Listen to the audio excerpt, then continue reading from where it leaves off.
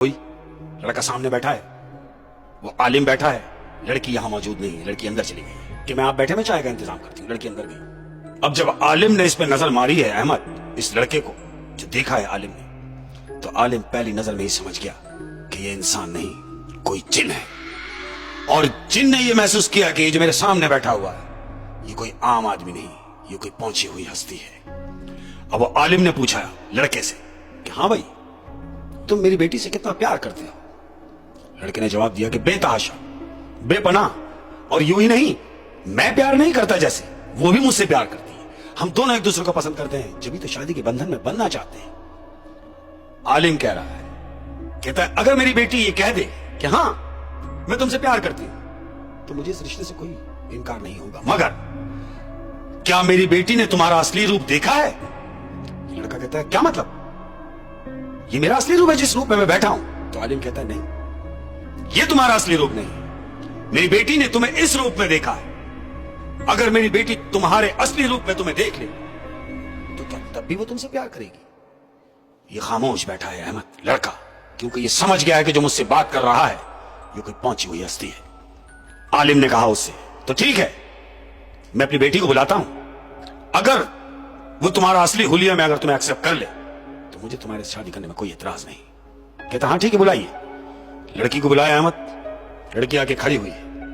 तो आलिम ने लड़की से पूछा, हाँ बेटे, तुम इससे शादी करना चाहती हो? बोली हाँ, मैं इनसे शादी करना चाहती हूं। तो आलिम ने कहा कि देखो, इंसान और जिन्नात में शादी नहीं हो सकती। लड़की कहती क्या मतलब? कहता हाँ, ये जो शख्स सामने बैठा है ये इंसान नहीं कोई जिन है। लड़की कहती ये आप क्या कह रहे हैं? कहता मैं नहीं कह रहा, ये खुद बोलेगा। तो कहता बोलो जवान कि तुम कौन हो? अब जानते हो लड़का क्या कह रहा है? क्या? लड़का कह रहा है कि क्योंकि आप मुझे जब पहचान चुके हैं तो मेरे पर यह वाजिब है कि मैं अपने असली रूप में आकर आपको दिखाऊं कि मैं कौन हूं। अहमद, इतना कहना था। अब जब उसने अपना रूप धारा है असली, यानी जब वो जिन बना है, तो क्या देखते हैं कि वो बैठे बैठे उसका वजूद बढ़ता जा रहा है, उसके तमाम अज्जा बढ़ते चले जा रहे हैं। अहमद, उसके सर से बाल गायब हो गए, उसके सर से 2 सींग निकल गए, ये बड़ी बड़ी आंखें हो गई हैं, भवें चढ़ गई हैं। और लड़की ने जब उसकी ये हालत बदलते हुए देखी है अहमद, तो चीख मार के बेहोश हो गई। लड़की बेहोश हो गई है।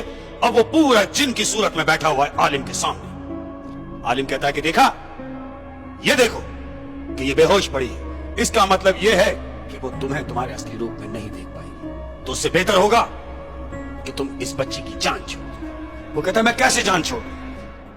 मैं इससे प्यार करता हूं और वो भी मुझसे प्यार करती है।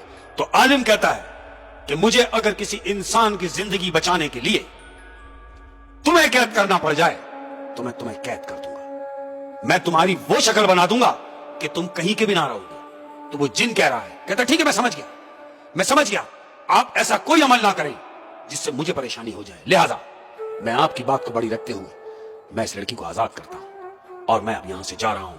तो आलिम उससे कह रहा है कि जाओ, लेकिन ऐसे जाओ कभी ना आने के लिए, दोबारा कभी ना आना। वो कहता नहीं देखोगे अहमद, इतना ही हुआ है कि बैठे बैठे वो जो जगह पे जवान बैठा हुआ वो लड़का था, वो लड़का गायब हो गया है अहमद, और आलिम अपनी जगह पे बैठा हुआ है। थोड़ी देर बाद लड़की को पानी का छींटा उठा मारा है। लड़की को होश आया तो लड़की होश में आते ही पूछ रही है कि वो कहां है? आलिम ने कहा उसे जहां जाना था मैंने उसे वहां भेज दिया। वो अपने वही पहाड़ों वाले घर पे चला गया। उसी घर पे चला गया, बजाय इसके कि वो तुम्हें लेके जाता।